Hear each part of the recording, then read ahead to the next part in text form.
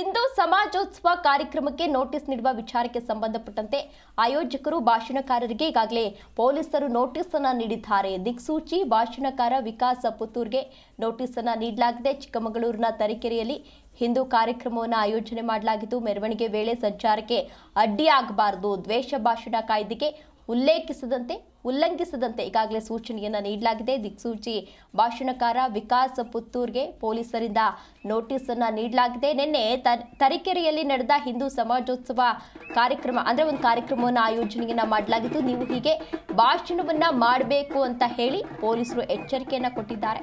ಇನ್ನು ದ್ವೇಷ ಭಾಷಣ ಕಾಯ್ದೆಗೆ 2025 ಉಲ್ಲಂಘನೆಯಾಗದಂತೆ ಮಾತನಾಡಲು ಸೂಚನೆಯನ್ನ ನೀಡಿದ್ದಾರೆ.